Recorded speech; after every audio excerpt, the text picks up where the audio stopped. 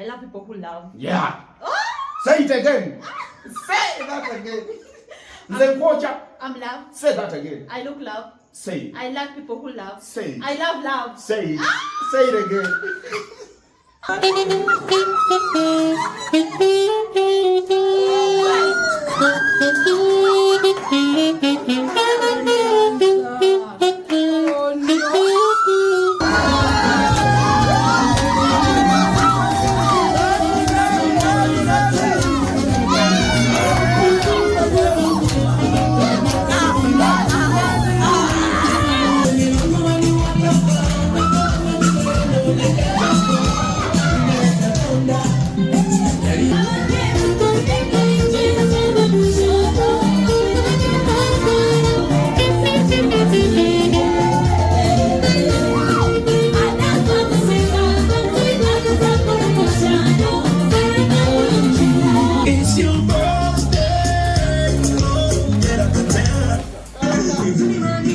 Yeah, more students can always straight out of Almac Entertainment to with our surprises all the time. To with our surprises all the time. Yeah, kakati olunaku lero tugenda kubeera nga tusurprising mukyala mudanga Pastor Rachel. Pastor Rachel bwe tugenda surprising olunaku lero. Bw'oba omulabyeko beside here. But wafanana mwami we yagenda kubeera nga surprising happy birthday, my wife, Pastor Rachel Tumushabe. Pastor Rachel Tumushabe yagenda kulanga surprise mukyala Pastor Rachel, but wafanana as you can see right here. So atugenda kulanga tukola surprise eno naye ebinjawulo biri kusaba have some few things that are so different. Twakoze eyakulidde event yakulidde okudecorating each and everything right here. Tugenda kutambula tulabe bamuyita omukyala.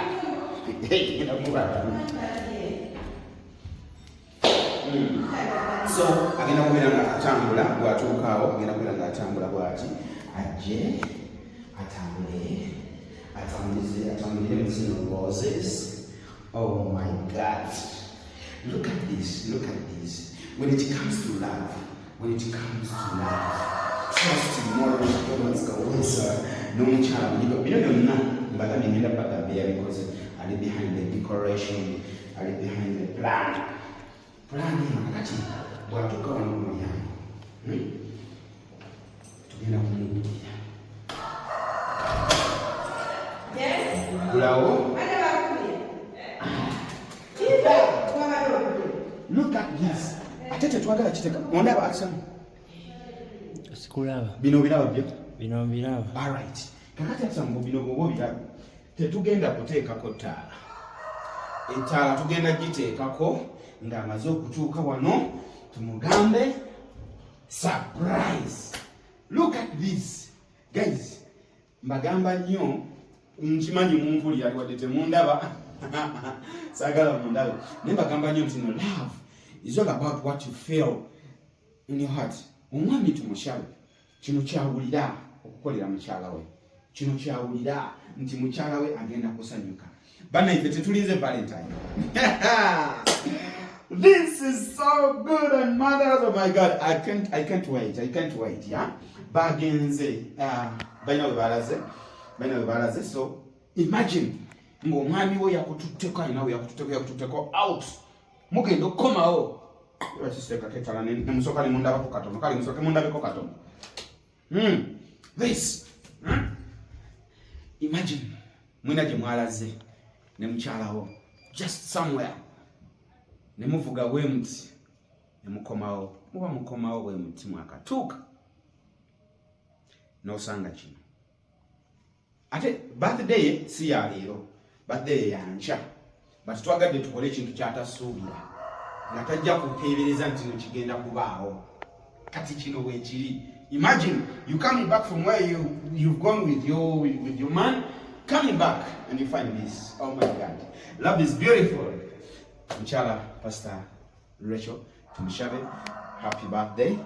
Mwami wo bibya because nenga behind this decoration and each and everything bombiraba ngenda paletira ali behind this kind of decoration, ngenda paletira ali behind this mumulabeko ababuuzeeko. After that tujja genda mu surprise yaffe. I love you more than Kawesa. Straight out Aromatic Entertainment. Now ayagala okukolera bino, just reach on me on that very number eri wansawo nkubirako oba inbox nyo ngamena njagala surprising ngama. This is unbelievable. This is love. This is real. I love you guys. Alright, nga bwe mbagambye nti yes nze bujja nkola surprises naye nga tetuba na this kind of decor. Behind this mbagambye waliwo omukyala gwe sibanjulidde kati ngenda mubalaga akyali awo akyamaliriza agenda kujja tugambe why idea eno yagijjeewa lwaki kiriwo ekiti. Mama Interior CEO I can't say that again. Mama Interior. Mama Events. Watch it. Yocha. Tongejeko Mama Interior. Damu. Mama Interior. Huh? Mama Interior. Or Mama Events. Osasura damu. Mama Interior. Or Mama Events. Atunda. Mama Interior atunda curtains. Mama Interior atunda bed covers. Mama Interior yayongeddemu ne furniture. Mama Interior atunda obutimba bw'ensiri. Mama Interior atunda gowns. Mama Interior atunda amasuka agaliko. Mama Interior akola decorations. Mama Interior atenga yayongeddeko ne furniture. Mama Interior bobo twagala send kwa Arua Park. Wali kwa Arua Park wobojja enamba isimu yiyo mweri awo. Mama Interior tutunda curtains. Tukola ne delivery. Mama Interior oyine nyumba wajizimbye tunateeka mu katini jangwa Mama Interior akutere mu curtain roads. Mazino zona curtain zolaba Mama Interior yazikola. Mama Interior akatimba akali waggulu asa mulalaga akatimba waggulu nawe bagenda kwocha akatimba akali waggulu ako kolaba akali eyo Mama Interior yakasibamu curtain eziri wamuzo naye yazisibamu. Mama Interior fani kyali muno gwolaba buno butebe buno bonna ye yabuleeta n'abuteekamu. Mama Interior njogere kindeke ki kati ate Mama Interior ali wano njokezo sisiba mu buliri bw'abandi. Mama Interior Mama Interior Mama Interior Mama Interior no Mama Interior twayengeddeko ne Mama Events. Mama Events Mama Interior Mama Interior how are you? No wama tetwayengeddeko events naye anze Mama Interior curtains and beddings ulitambula ntomula curtains na bedding tukola site measurements teka curtains mayumba like buli kyoyagala tukikola. So munnange bannondo okubeera brand ambassador wa Morris Surprises. Ate wafuna omuntu nga mugamba Mama Interior tomwerabirayo mbeerawo nnyo ku kido. So woba oyagala such a thing nze brand ambassador wendi obikkolera kati munnange era tuli eno but what do you So kati Mama Interior, how did you come out with this kind of decor and this idea? Nze personally I love love. I love people who love. Say it again. Say that again. I'm love. Say that again. I look love. Say it. I like people who love. Say it. I love love. Say it. Say it again. Ateze mwade zampadde. But it's okay. Ninezange tomanyira. Taka kumanyira manyira wana. Ninezange. So bana ngoya yagala surprises Morris wali okusurprisinga. Omuchena go yagala je naye gwe mugambi mutesaganye. Mulabe nga tubakolera ebintu ebirungi. I can't wait to see her reaction. We can't wait to see her reaction. Namukubira ne mugamba. Naye gwe Mami Rachel nino kulaba ngo omwaka tegunnagwako. Nangamba yes Wendy you come. Kati oba asubira nina kujjadde tamanyi njero nze mukozemu olukwe. Tamanyi ojja. Tamanyi rezi. Never mukusoza mulaba before the end of this year. Yes. Nangamba Mami Rachel nzija. People have love, Kati, imagine, like, I was telling these people, imagine you've gone out with your hubby or wifey, taina kyasubira nga mukobye we waka, ananna akomawo. Era nabanya abantu, banaifu banyonga wolaba, wosobola. Bino ebintu nawo byekolereko ewaka, nafu banyo okulaba zisiti ozimbayo ku nnyumba. Ebintu byonna bisobola okugwerewo ate nobeera happy ne family yo. Kyemanyi ku Mami Rachel ayagala abantu. She loves people. Chobolaba era genda sangawo abantu agenda sanyuka nnyo kigenda singako mutwala ku hotel kigenda singako mutwala ku restaurant kino kyokka kigenda kumukambira ate banene mmwe abatalina baagalo banene surprising abantu be surprising kwera nze mbadde njogera wano ne Zahara ne mugamba guno mwezi nga tegunnagwako omwaka nina okwesurprise abantu wakiri weefule nti tolina kyomanyi ngenda kukusasula osurprising nze kasompa deposit nombulira n'olunaku zobwendi ku valentine kusurprising ase ku valentine kusurprising edi omwaka nga gugwa ku first tekako deposit already nkusasula tamunkola nenga thank you so much so let us wait nenga tubaddeko ne co decorator jangu co decorator jangu co decorator toy mama bali mukwasa tuyombako surprise naddako n'ogikola otyanga tulinako co decorator Zahara Nachirija nza buli mama interiors wabeera nange wenkola ki oli wa ku mugugu si ku mugugu wabala ku nsawo gyebakantira tuba tuti kankulopere oyo ole omukyalo oyo ode alina omutima gwange bwengutereza bwagonona bwengutereza bwaguvanga agamba mutajja musasula mpulogwa mutima odde amugira futwa olane kakati kugwera agonoyo kangutereza katulinde mami Rachel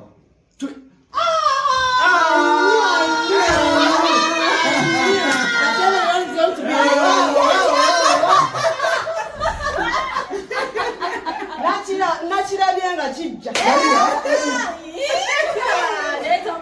you looked wow twayogedde nga obolisi yategedde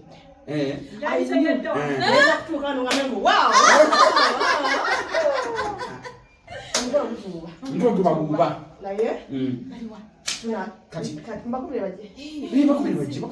abaana bamaze okwambala kolo gituba. She loves white. Yeah, she loves white, by the way. We didn't talk about that. Yeah. She loves white. Yeah. She's a white person. Yeah. Omuntu ayagala white abane love. Ate abamuyonjo ne ku mutima. Abane love aba genuine aba kwegamba taina hate like kwegamba abeera what okali kwegamba free like free soul. Nengo kubeera free soul. You know what it means? Abantu bakulinyako ne batamu ne bagenda ne baleka n'obikwasa Katonda. That's me. Baninyako ne batambula ne bagenda. Sente zange zenkuwadde. Nadaba. Mpa sente zange zenkuwadde. Okwanjogedde free soul. Okwanjogedde free soul. Era sente zibadde zange. Kati nze siri ate ngozinfuyi. Katakala mu tukazeyo nange kenkubye.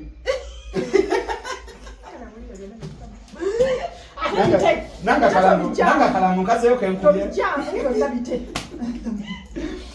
Ama katulinde mami Rachel. Boba gwazikoze. I'm free to do anything I want. Yenda wansa abantu abawe program ngabo watesa tesa. Love yange eri kugwa. Love yange nze. Omutima guli kuvamu.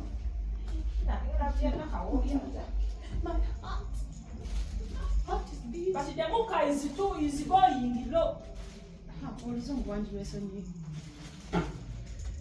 Kakati wano we wabadde okalumanywera.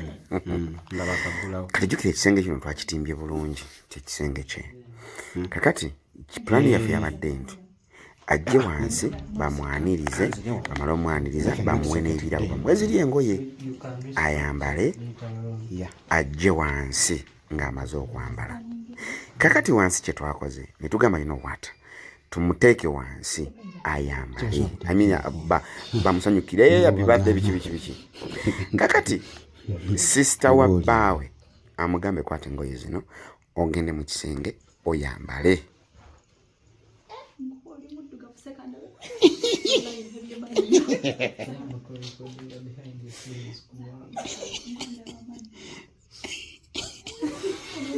Zala seka.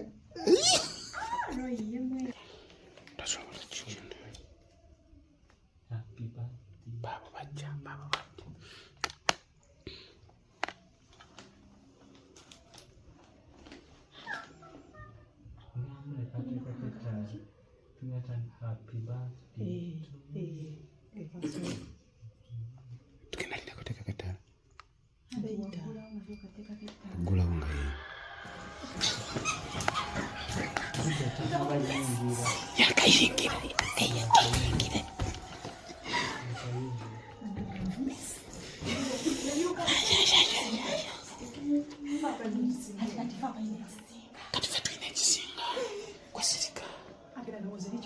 Ulire ekiri wansi.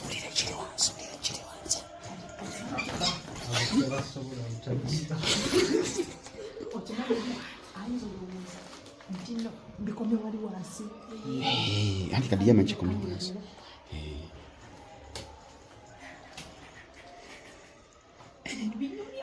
Niba olabikako mannyo.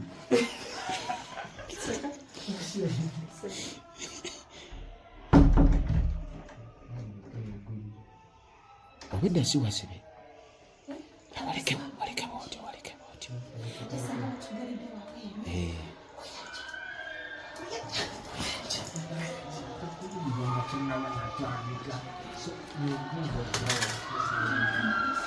No.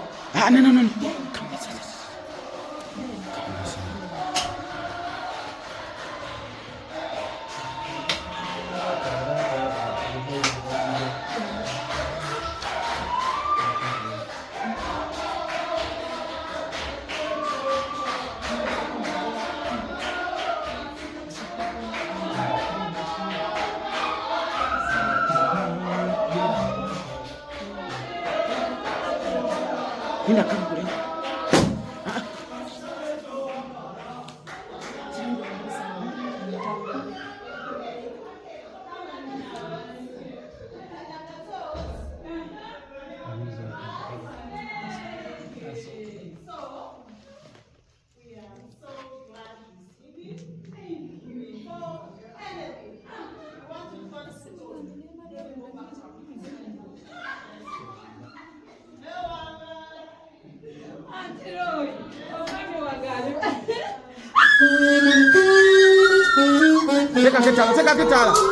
Teka kitala.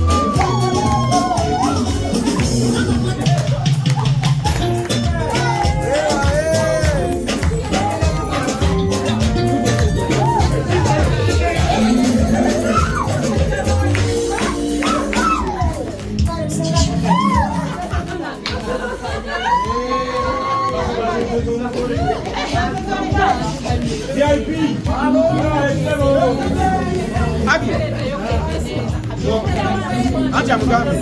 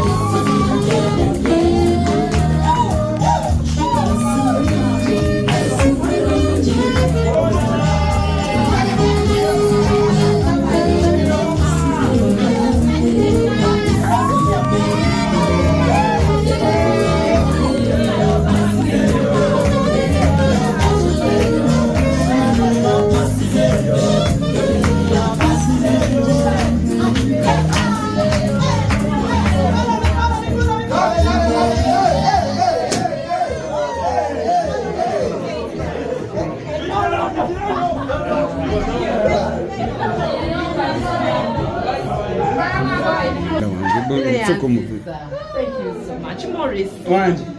Again you. Again me. Again me. Thank you so much.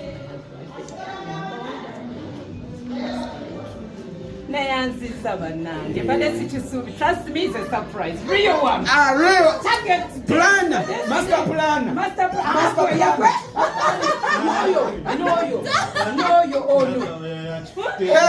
Oh no. Head. You guys, Manange, thank you. Because I never, this is a real surprise.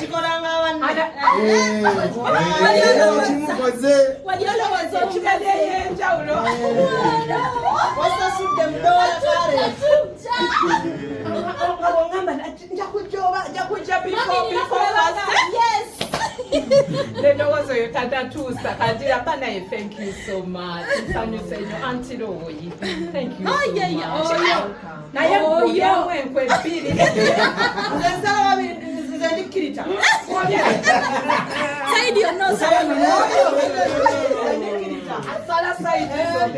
Thank you so much. Until you don't have the change. Yeah. Yes.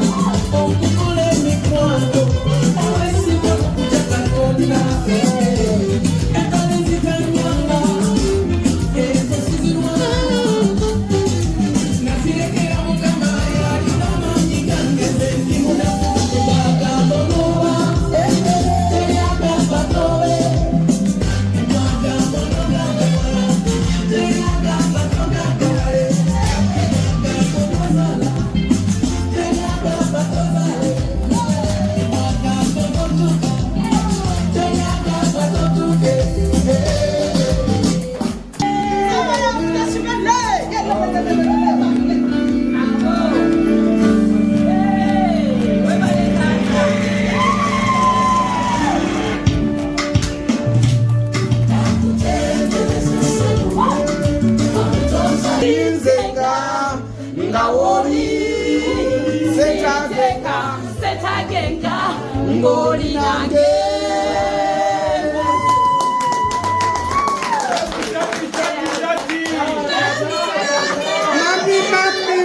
Mami. Daddy. the white angel Ta.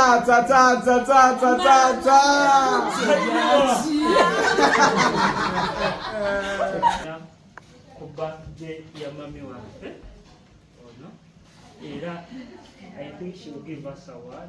Ajja tuwayo akagambo ndowooza gakamu Akasooka. for now naye kakasooka mpozi kabe kamu nase simanyi oba maniro kyasobola okwogera akamu ekyo sikimumanyiiko akamu tajja kasobola kati tajja kusobola kamu Ayogereyo akamu. oyo Kimala kyawulira. kale kamu Kuwulira. ne olina kundiyo speech maaso wano kamu banange njagala nnyo okusooka okwebaza Katonda annyongedde ku myaka mpezeza 46. wow. I'm so grateful. Banji tebaweza 46. Banji tebatuukayo, babanji balema, oba banji tebalina baana, oba banji tebalina maka. Naye nze byonna bimpadde. Siina kye ngamba tannakimpa. Okugyako okunnyongera. So mwebaza kubanga nnyongedde obulamu olw'okulaba nga ate nnyongera okukola ebingi mu Bwakabaka bwera ngamba Mukama weebale. Kanfukamireko wano neebaze Katonda. Taata weebale gwa nnyongedde ekisa, weebale gwa nnyongedde obulamu. Bangi tebatuukayo, bangi tebalinga nze, naye nnyongedde emyaka Mukama nkwebaza. Era kyensaba, nsaba onnungamye nkole mu kwagala kwo. Emyaka gy'onnyongedde, may I live for God. May I live for Christ. May I live to please the heart of God. May I live to do good. That I always think good, do good, speak good, and wherever I am, let there be Christ glorified and manifested. Lord, I thank you. Thank you, Lord. Thank you. Ekirala njagala kukumbaza mwena naye nja kwebaza omwami wange okusooka. Thank you so much. It's a real surprise, I'm telling you. It's a real surprise. Nabadde sikisuubira kubanga ali too much tight, like ali so busy.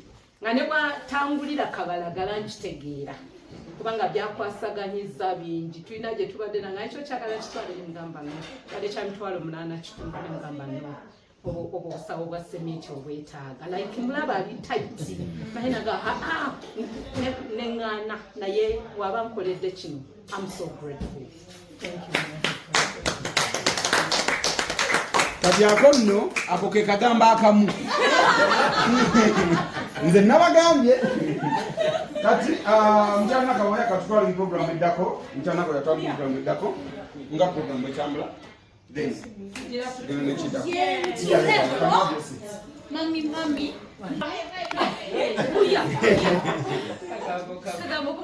yeah so after yeah we shall proceed with the program.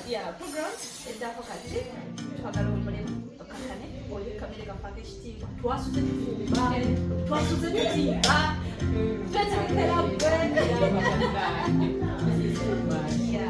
naye nga ndoza pawa yakere ndabe ekiyaka. Thank you for coming. Thank you for being smart. Oh, thank you. Nanga nimina kutembera bamutima.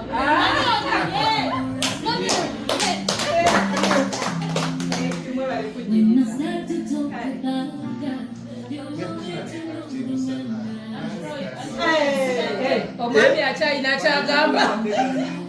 Auntie, daddy. No kwebaza ba organizer naba wanga chema sisema bana organizer mu yeah mwebali ddala wasibaddeewo nonga nesimu sina bwenji kubanga security tayi ate naye bana ng'amanye ekiri ku ground so bambi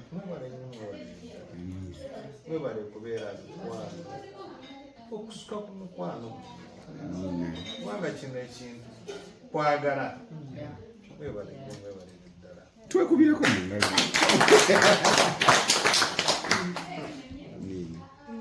mukwebaza amadde neebaza kale naye olinayo gundi maaso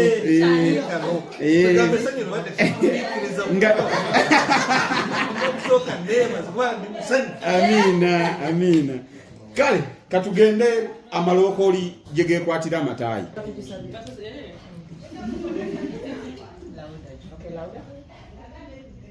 Dear Lord Jesus, we thank you for today. We thank you for guiding us and protecting us. We thank you that we're able to do everything we need to do. I thank you for my mom's life. I thank you that we're able to celebrate her today. And Lord, as we're going to eat this food, we pray that it shall satisfy us. We pray that nothing shall be wrong with the food, and we shall enjoy her day. In the name of Jesus Christ, I pray. Amen. Maurice Jordan Kawesa, don't need to wakowete tuwaweza.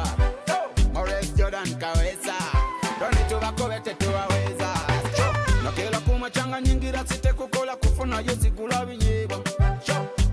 Kabo manyi ekibuga kukela kwa subuhi tembea nifanya kazi.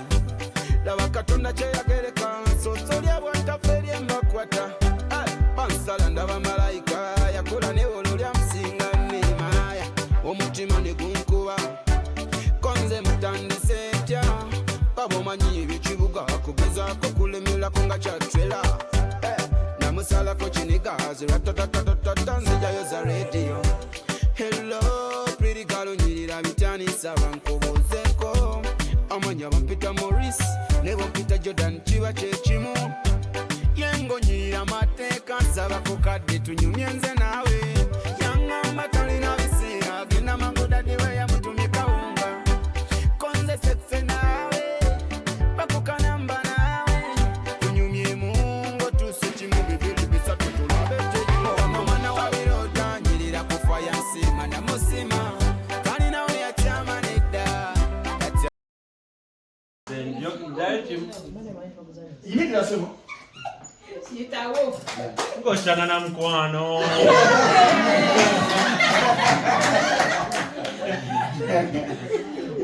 Kale ayogedde kakushana nako ka. Yes ma'am. Yeah. Zekakuja kene gombo wachikoloti. Wow, omulala. Joshua.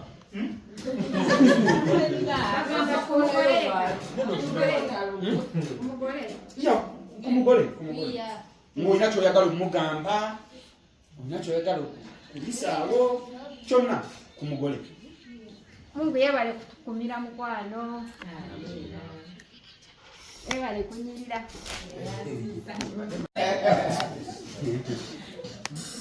Are you guys done?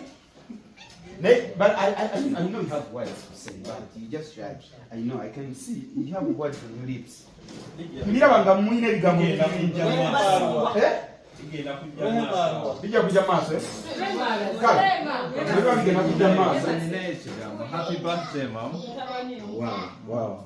Happy birthday, Mom. Thank you. Wow.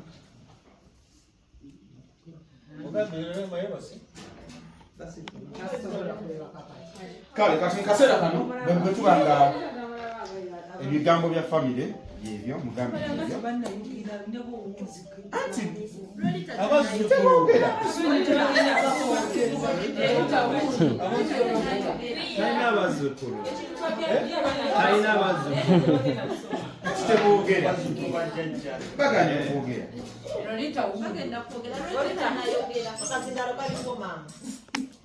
Happy birthday, Auntie. Thanks for loving us. Wow. Amujibise nalisha baba. Joshua. Nalisha. Happy birthday, Mommy. Thank you. Happy birthday, Mum. Still look good for 46.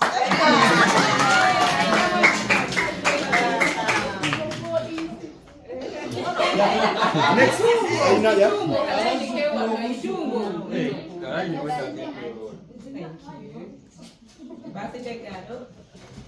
Hi everyone. Hi. Hope you're all good. Yes.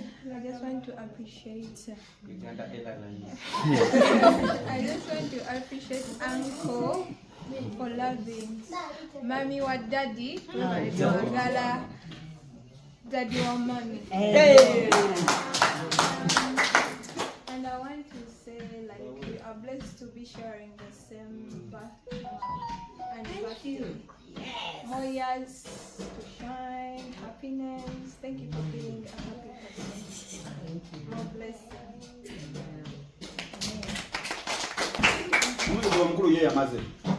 In front.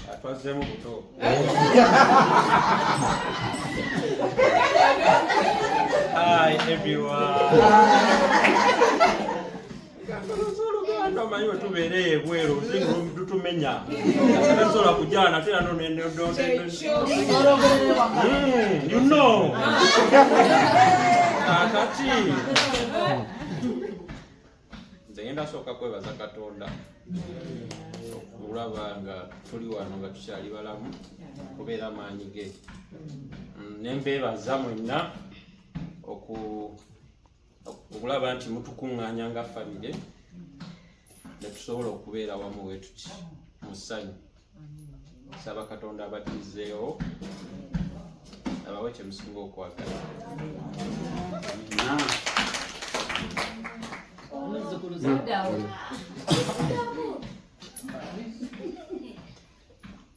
I was just saying happy birthday, Jaja.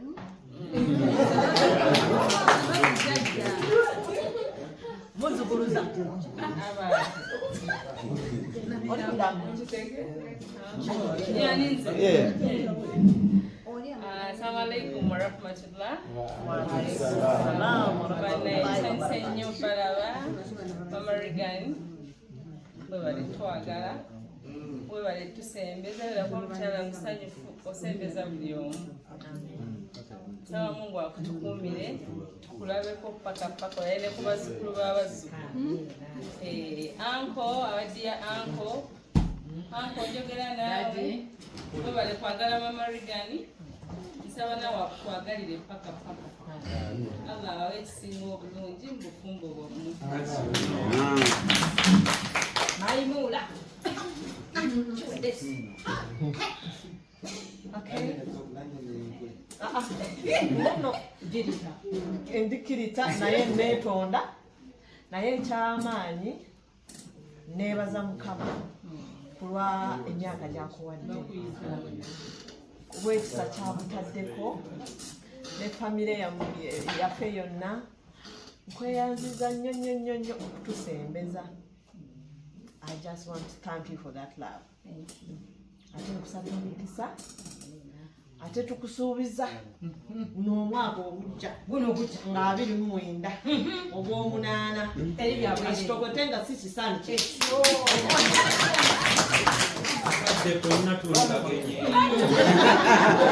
Ebintu tubirye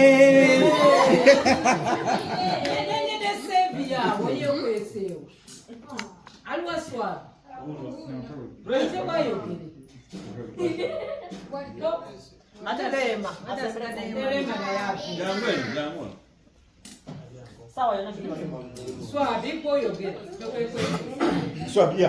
Yimirira wano oyagala.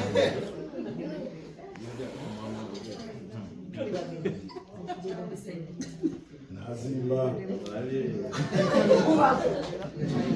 Naye nagala otwala kakisa kaneno okwebaza mami wange okusobola okunsisa saa zino saano ku level gye ndiko. Singa siye singa siriwa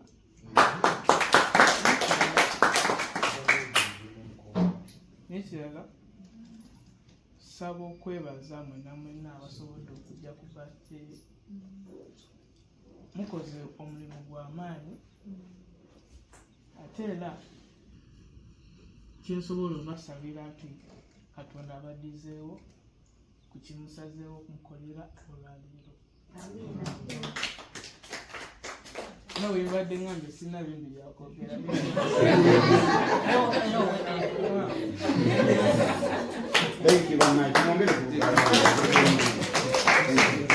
Kati wano tusooke tubuukewo ddewo.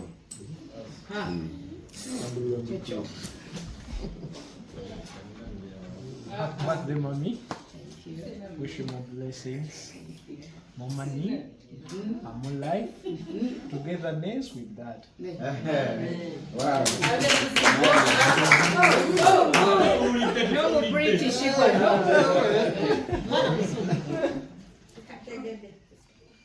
Happy birthday, Bob. Hey. Bob, I'm speaking. Go ahead, my daughter. Happy birthday, Mom. I pray you have more blessings, more smiles, and more happiness in your life. Amen. I pray you have more years. Thank you.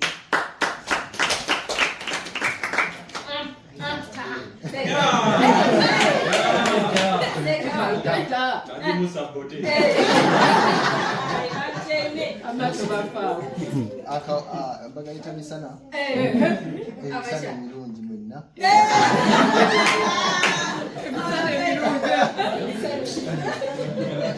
tusooka kwebaza Mukama Katonda tusobozesa okuba nga tutuseko luno olunaku ffenna tubadde tutasuubira naye nga lubaddewo okunigizirako okwebaza mwenna abasobodde okuba nga mujja ababaddewo mu kukuuta kwonna kwe tubaddemu naye nga wenna mwemuli nezirako okwebaza muyite birthday lady birthday girl birthday girl olw'okutubeererawo okubeerawo nakkiriza akantu kaffe ke tukoze era n'aba musanyufu ne professor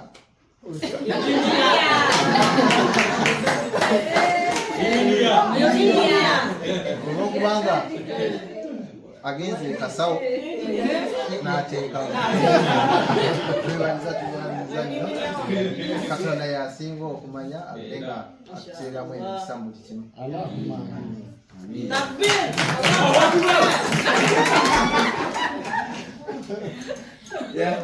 Yes, bro? Yeah. Just Abraham. one or two words, yeah. Evening everyone. By the name of Abraham. Happy birthday, man. Thank you. I wish you more blessings. Thank you.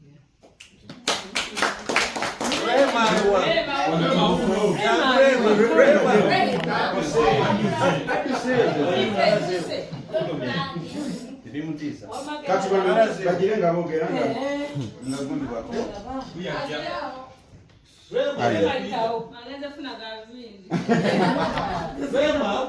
Yes, you can. Happy birthday, Auntie. Thank you. I want to thank you for loving us, and I wish you blow 1,000 candles. Okay. Then you. Okay. Thank you. Yes, thank you. Then you. No, Mr.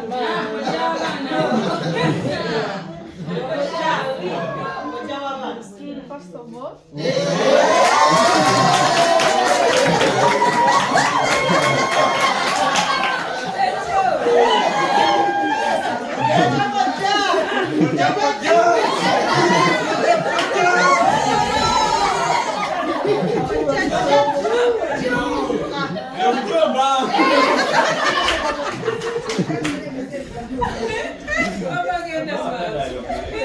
First of all, I want to thank the Lord for keeping us alive until now. Second, yes, I thank my auntie for supporting me until now, and I wish her a nice. I wish her a nice, happy living. Okay, I thank her for supporting all of us because it was not easy. Wow. And I wish her happy living life. And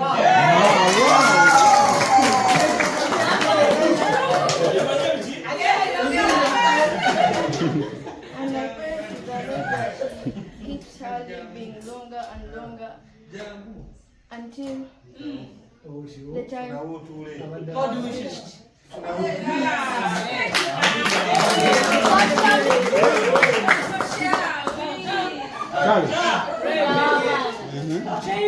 What would I do?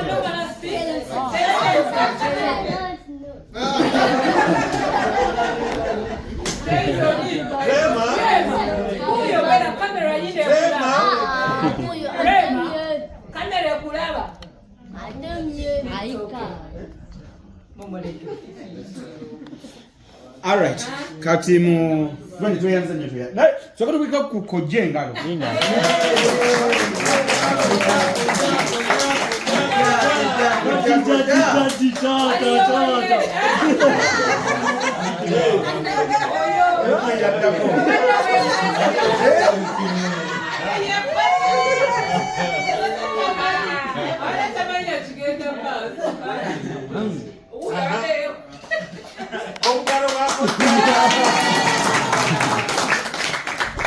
Sokera ddala yatwala guno omukisa okwebaza Katonda asobosezza ffenna okubeerawo ng'akyatukuumye nga tuli balamu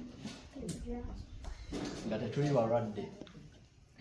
Nenzaako okweyanza anko waffe ataddemu akasente tusobola okubeera wano ffenna, singa si ye tetwandibadde ffenna kubeerawo. Nezita ku Mama Reagan birthday gawo nga bwe bagambye, tumwebaza kuba bingi byatukoledde nga ffe. Tusaba Katonda amutukuumire, amuwe kyasinga okwagala mu bulamu n'emyaka mingi egy'obuwangaazi. Nga omusajja we yagambye amushayi ebigambo byesobodde okubawo.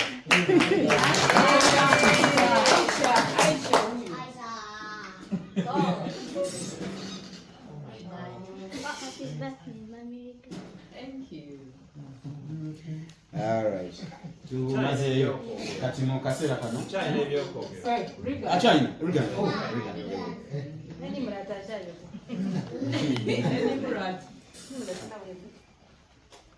Mwebale mwena okujja. I'll use English. Mumanyi nga Mama Reagan abasinga, but for me she's more than Mama Reagan. She's my mom.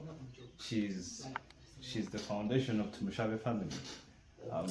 With everything. I think it's more than a guardian angel.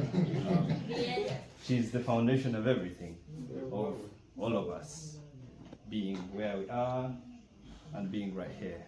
And I thank you for that. And you inspire me a lot every time I'm talking to my friends or anybody else. I always say my mom, I have my mom always to back me up. So I appreciate you for that. And also I'd like to appreciate the heart of loving that you have. We always call it you're a people person. And I think that's an amazing skill that you have as a person, and it has taken us further because that's how we make friends and that's how we make connections. So I appreciate you for that and just to have that spirit. I appreciate you for loving everybody and uniting everybody every time you get an opportunity. And mwenandoza mukirabyeko wali oyogeddeko naye, so I appreciate you for that.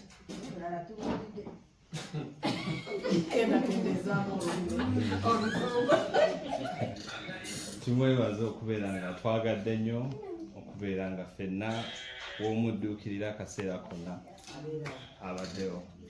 Tukwebaza omutima gw'alina ogw'okulabirira beyond the family, emirimu gyonna gy'akola mu church, mu charity ye, bonna abatasobodde kubeera wano okusiima birthday yo. Bonna nze mpitamuyo nga kugamba weebale emirimu gyonna, weebale buli kimu ky'okola.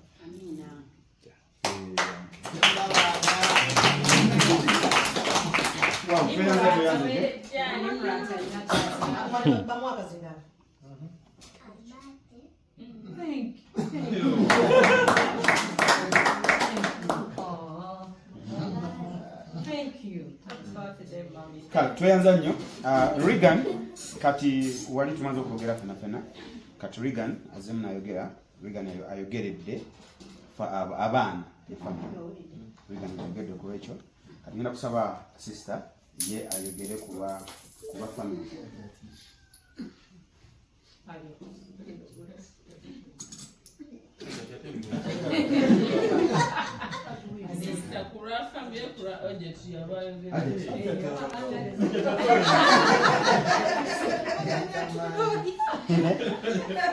Kale kati nga bwakomawo kati nga bwakomawo badinsa gweyogereko olunaku luno nga bwe tulinda mukulu w'ekika ajja kuba mukulu waffe yaliwo kirabika agenze mu swala nga tumugumikirizeemuko naye kanjogere nga mulamuwo n'abalala abataliiwo. Ekisookera ddala we are so glad bakiyita batya mu twesiimye nnyo tuli basiimu nti Mukama yatuleetera ekimuli n'akijja eyo n'akireeta n'akisimba ewa Madam Jovans Nyakato. Yes, it is a blessing.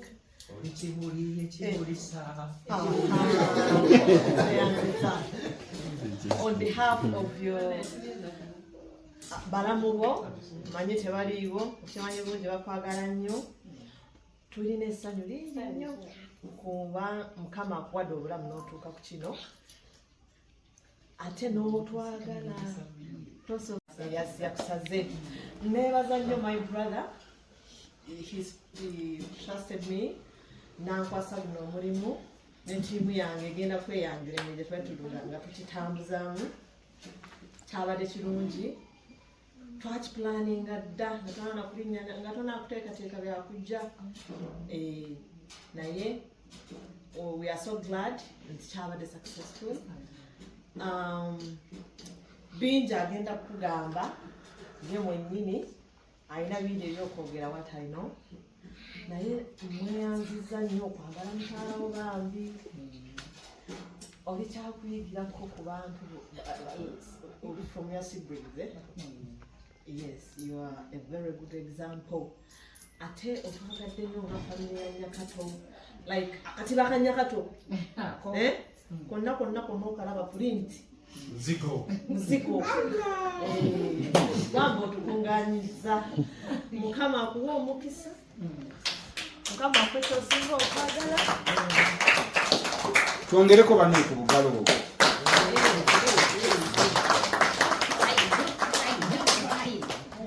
It's a joy day. Just be joyful. It's a joy. Maziga gasanyu. We know. Yeah. Tuli basanyufu. But we thank God for that. Mukama ayongere kukuuma, akuwa obulamu, akuwa omukisa n'abaana ne family yonna. On behalf of my mother, you have been there for our mom. Thank you so much. It's okay. No. It's okay, Auntie Lou. It's okay. Mukama akwongere omukisa kyenyiza kubagamba.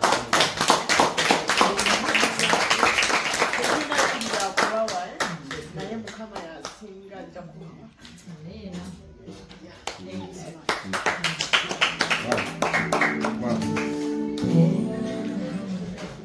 Wow.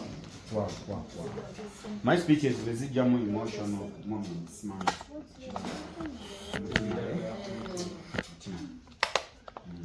Sister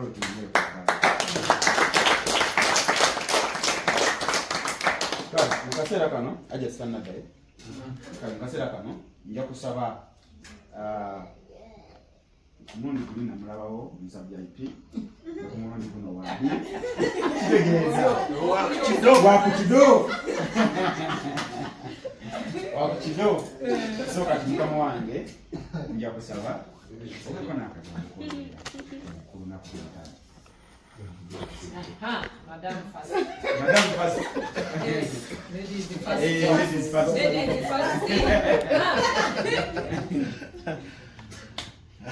Mukama Katonda tukwebaza bannaye badde mbasaba tweke tuzibirize buli muntu ateekeyo akagambo ke kasobola ng'akateekayo ku lwa Mama Reagan.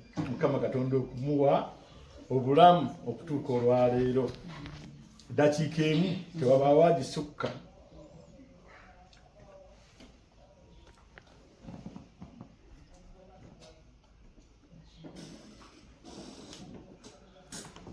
Amina. Emwagi teziddakiika. Bannange tuli basiimu nnyo, nze ne mukyala wange ono abadde ayagala naye ayogere naye obulago bugaanye. Yogerayo kimu bakakase. Obulago bwange bwavudde naye nze musanyufu nnyo nnyo nnyo. Kati ng'oyogere.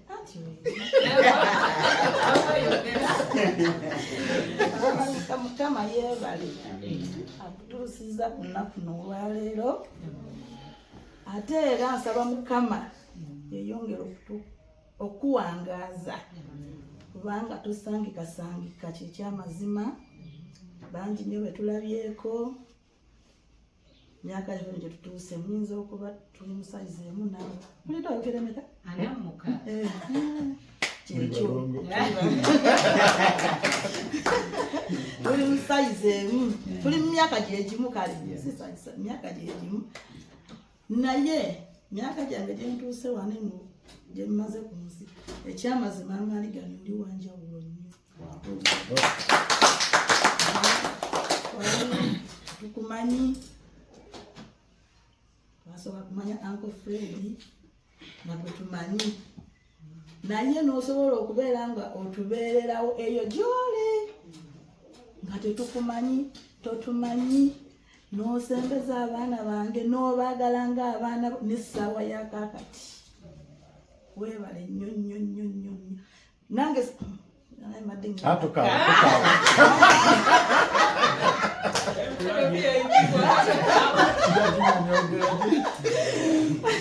Mukama yeyongera okutwagalira okutukumira akwongera emyaka mingi mingi. Ate Mukama saba Mukama walema okubaawo kitwawukanya tubeere nga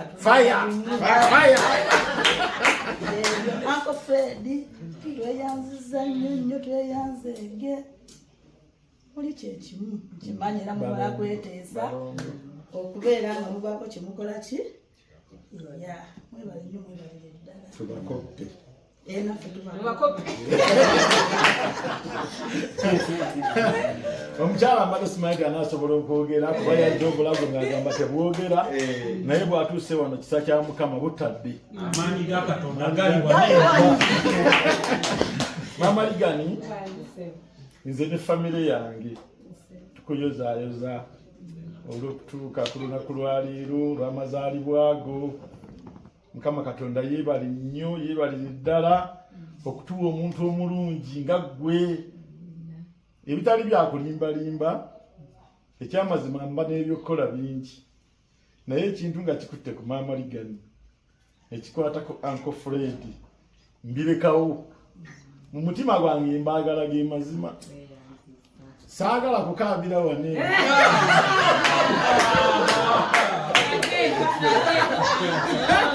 naye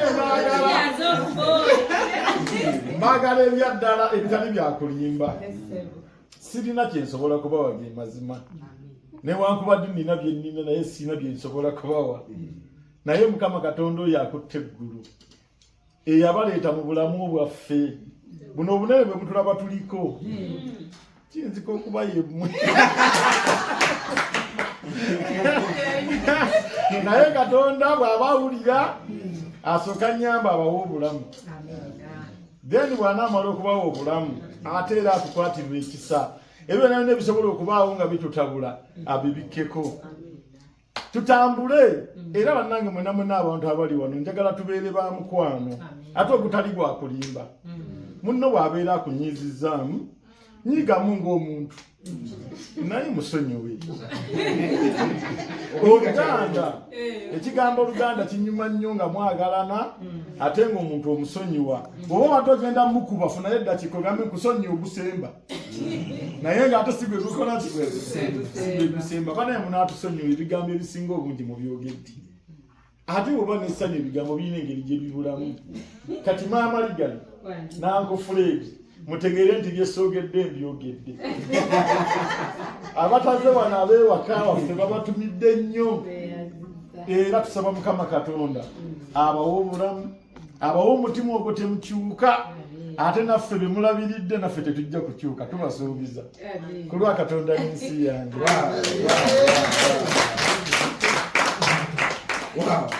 Famire ya Mwami VIP tujongera okugalaba kakati no kaseera kano njana kirijja soka tuwe akagambo kamuba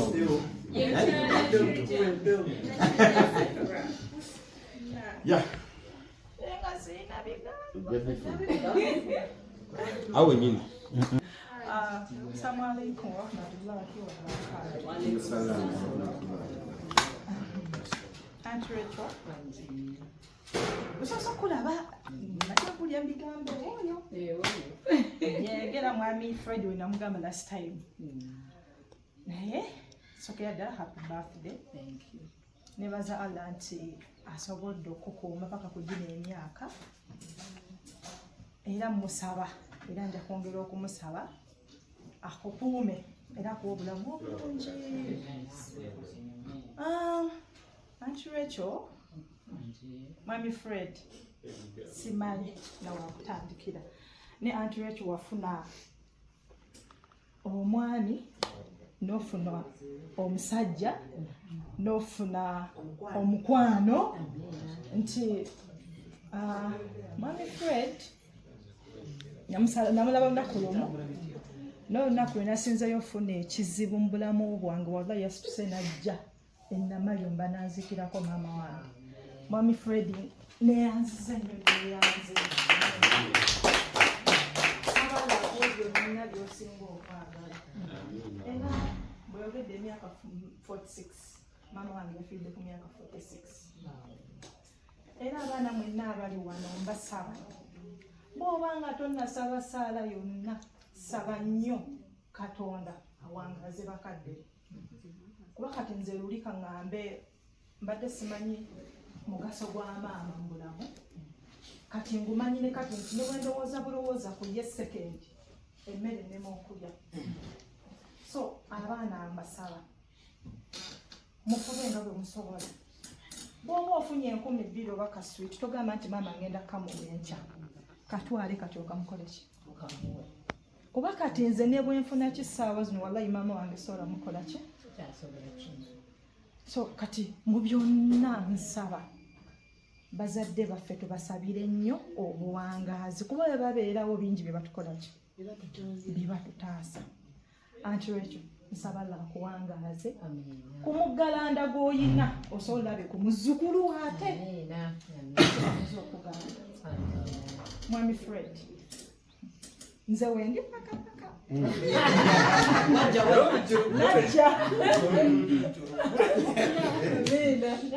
Thank you so much. Era nsaba Allah awangaze maama wange amusonyiwe ebyamusobako amugaziyize kabuli ye era amuteeremu ekitangaala.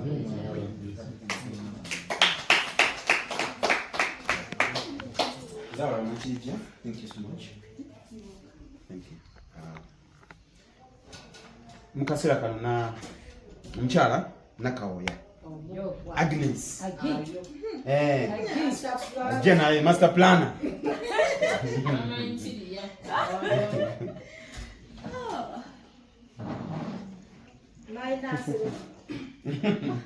the speech here was in Nakune. Sinanze sosoko. Go Mondays.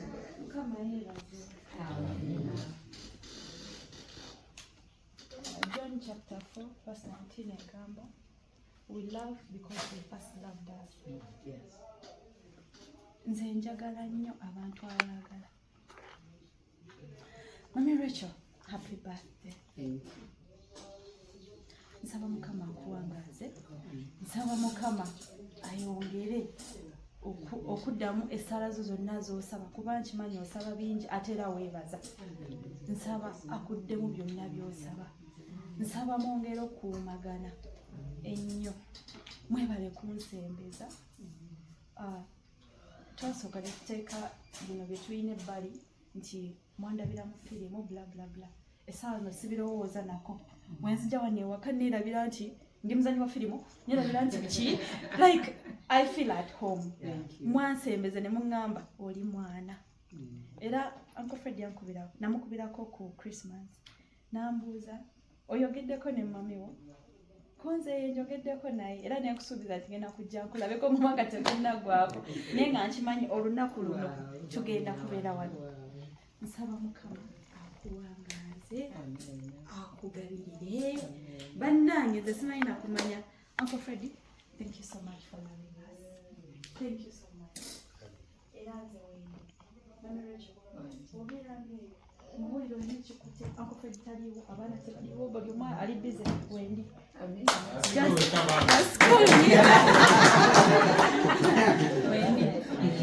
Ontegeriza okwagala abantu neyongedde okwagala abantu neyongedde okusembeza abantu era saawa yonna omwami omugambe nti njiza okwagala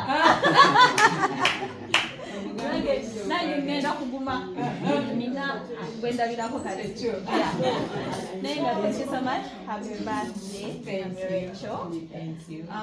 Uncle Fred webale nnyo okunteekamu bwesigwa yaŋŋamba gwamanyi nankwasa Antroy Morris nengamba nekati ngenda kukola nti naye nsanyuka nnyo okulaba nti buli kyendowoozaako wekituukako obeera so excited. Nange kinzizaamu amaanyi. Antroy kama bankumire ongereko ku bugalo ya mukaseera kano nakawaya webale nnyo Morris Jordan Kaweesa kayogereko naye ebigambo olwenda abisinga babyogedde. Ndi musanyufu nnyo ezesooka okwegatta ku famire y'aba Tumushaba nnyo nnyo nnyo nnyo kyamazima okuva kyendabamu ekyenjawulo mu famire eno nti buli gw'otuukirira akwanguyira, buli gw'otuukirira akwanguyira. Kaiza omukwano ogwo mweyongere okuba nagwo. Happy birthday Rachel. Mr. Fred webale nnyo byonna buli kimu. Happy birthday again. Mami Roy salute. Oli wa tabu mwana. Kale so mukaseera kano DJ nkugaya akayimba akaleeta happy birthday boy. Ebigambo Sokolera bale tuulize bani abekwese to my beautiful wife hey Rachel. Wow. The light that guides me. Yes. The light that guides me through every moment and the love that fills my soul with warmth.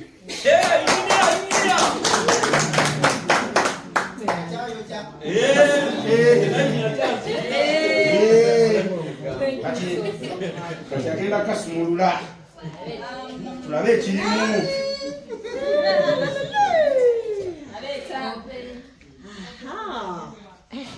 Yes.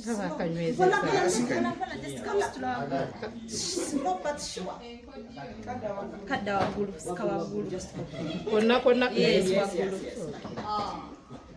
Wow. Thank you so much, my husband. Abagaga wetukola.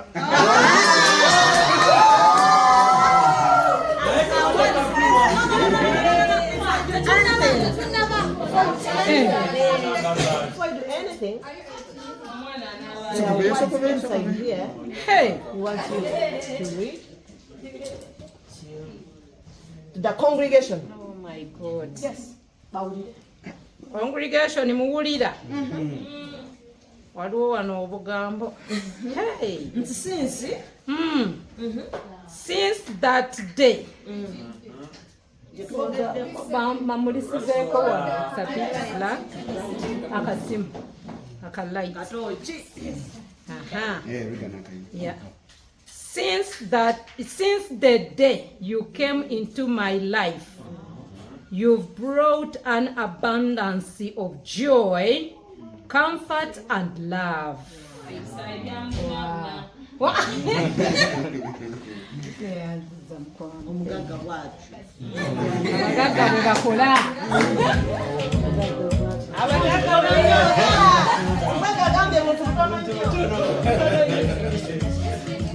Kakati kwetu kinyini anakyagala okwongereza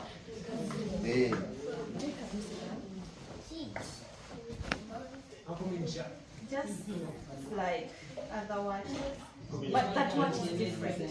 Because now I was silver or gold. This time around, that's the what we unique. Kubanga only unique every day. Umaso chobola ba ekintu unique. Joy. Bwacho okukulu yasabi. Moda ya jeshi ni moja. Yeah. Abagaga bwe bakola. Abagaga bwe bakola.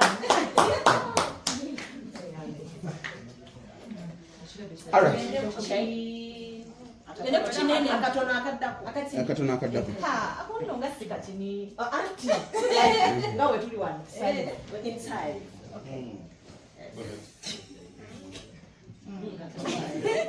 Ngate ntidde.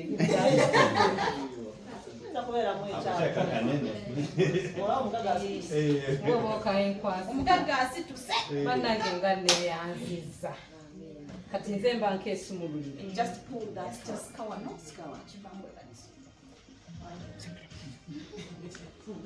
Hey, hey, hey. Hey, bannange muwulirize.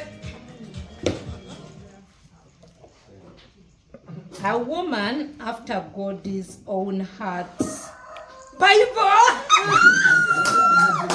Oh my God! Bible! I didn't know! Thank you so much. Oh, New King James Version. Oh my God! Thank you! Oh my God! In my prayer. Yes. Oh my God! Thank you so much, my husband. No mwami amani. kale ekyo kyakumi kati ekyokusatu ekyo kyolaba mu grey papers. No kino ekyo ekyo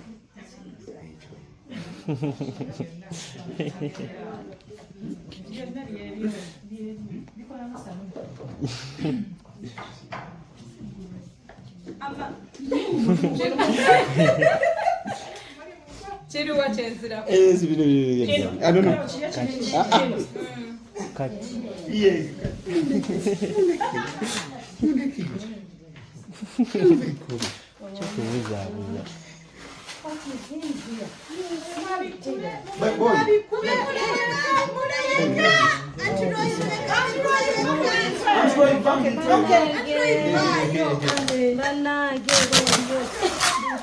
Oh mwana wange kino kiyate ky'osombye egwe olowooza ani akikoze. Oh my God. Wow! Omanyi Thanksgiving gift. Oh my God! Ani yakikoze kino? Daddy jangu olabe, Daddy. Daddy jangu, Daddy. Oh my God! Scripture! Thank you! Oh my God!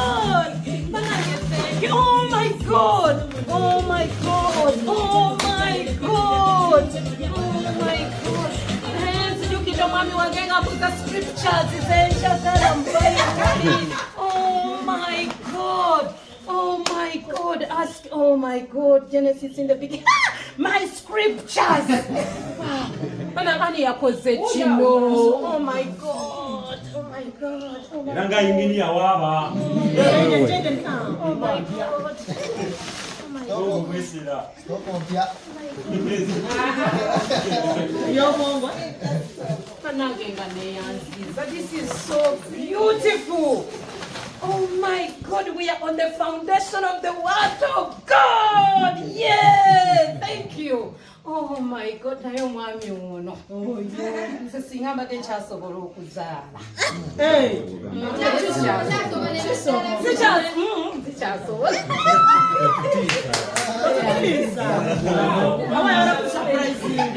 Oh, this is so nice. Naye mu byonna.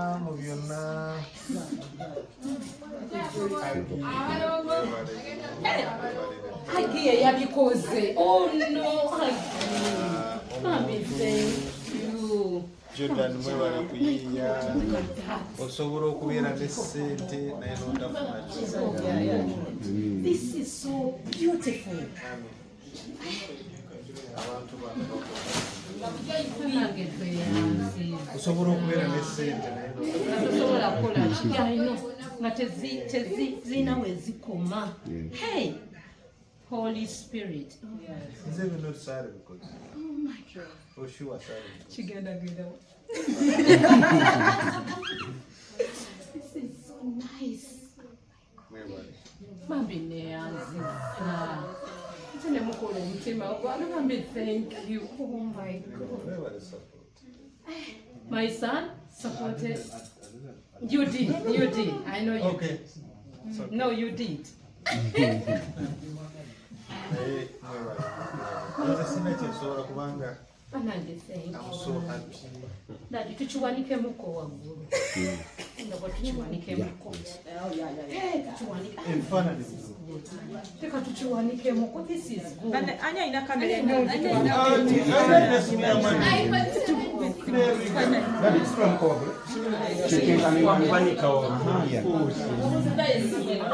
This is really amazing.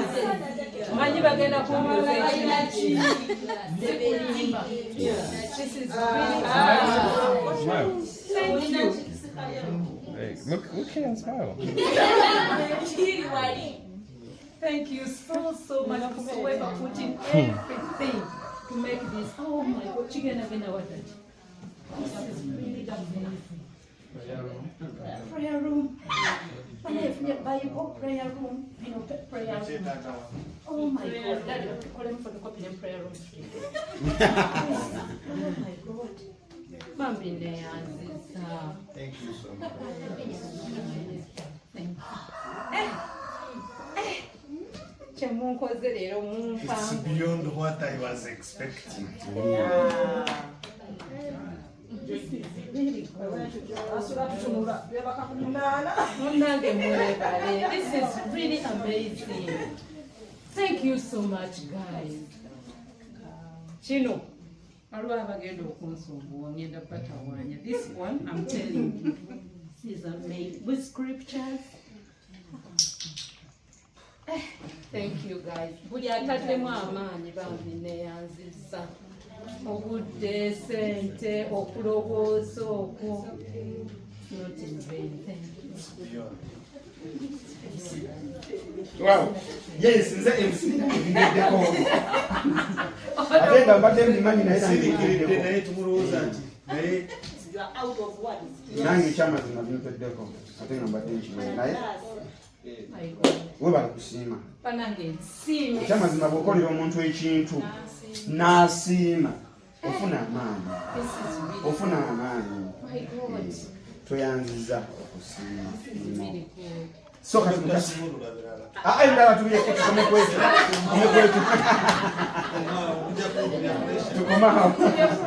Tukomaawo. Kale mu kaseera kano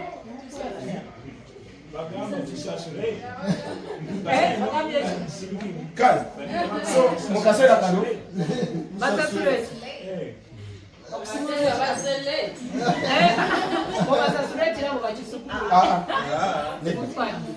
Sorry, mukasera kano twagala time kati nnyo kati kutegeka bagole tusale keki. Yeah.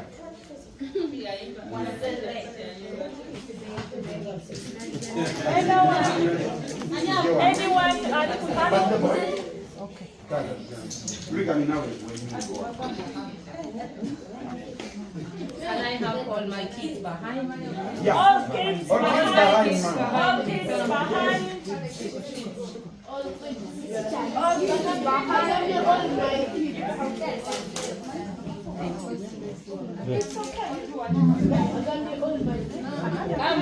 Come on. Joshua, Come. please come this.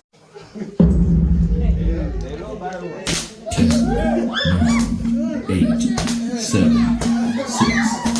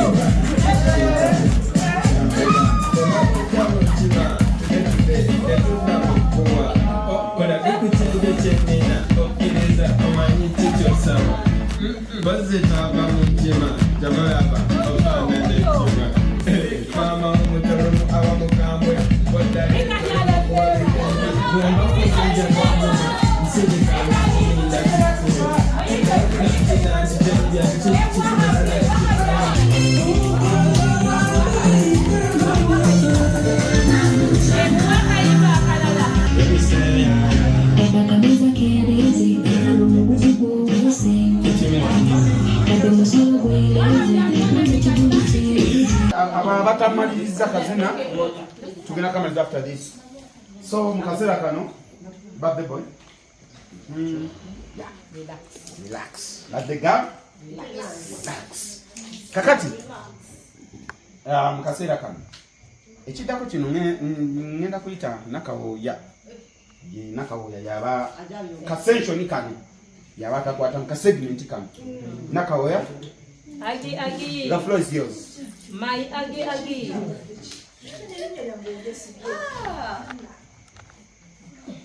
Mami kino ekimuli wakirabye? Munnange nkiraba. Okiraba? Weda no sinakyetegereza. Mulimu ebimuli bya white.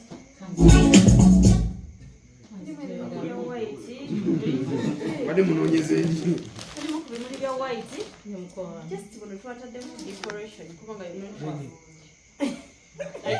olina okusingawo waliwo ekisinga just twataddewo okutuukiriza mukolo egamba nti abantu bateeka sente mu bimuli naye nga ze weetaaga zo zisiikukuwala kubanga ndiwanjawulo byomwami we ebuli twataddemu white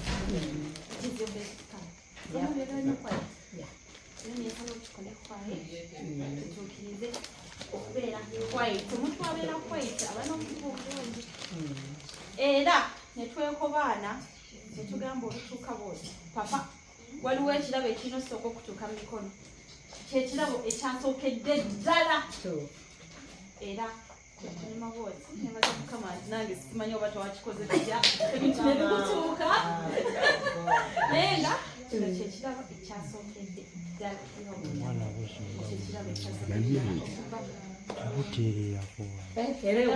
olunaku ayagala kubeere nga buli kimu kipya gy'oli era byavudde wa mwami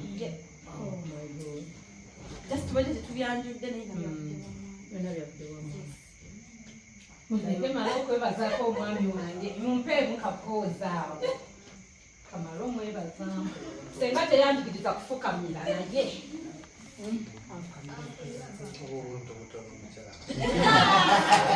omuganda bwatyo bwabeera buno nga bingi gyendi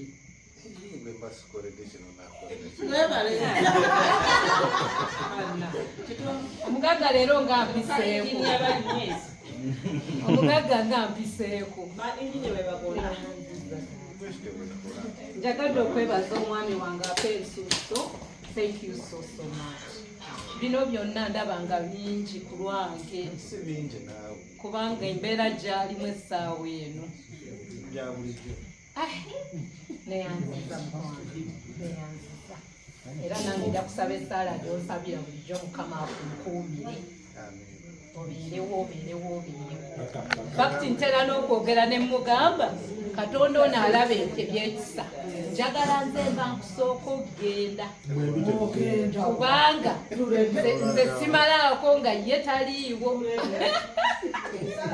manyi omugamba nze nja okusooka kuba nze simalaako yayinza okuba asobola okumalako nga siriiwo naye nze simanyi oba ntandikira wa mweyanziza nnyo mukwano mwebalaba aba messenger.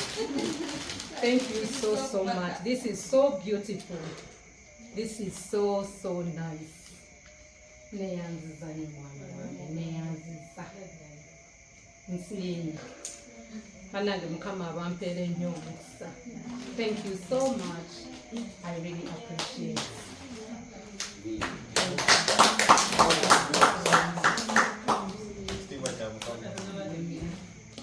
Amina.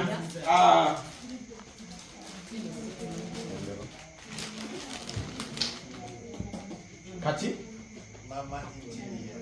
Mama interior. Ate twamwongezeko erinnya eddala. Mama events. Mama events. Decoration, channel everything. Mama events.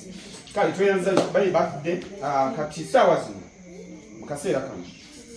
Era ka segment kano nkazeyo wanakawoya ka segment kano kakazeyo wanakawoya atuwuli nekiddako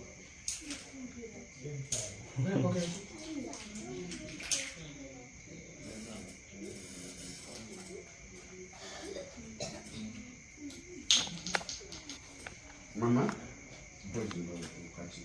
bulawo amazina yagala okuzina muno omugole free pate njiguddewo kasi nendowooza birthday girl asooke ne birthday boy then bwebamala okuzina gwe omwana ngaokooyo omukooyi ng'omuta ati ngo akulekera flo n'abantu ba paka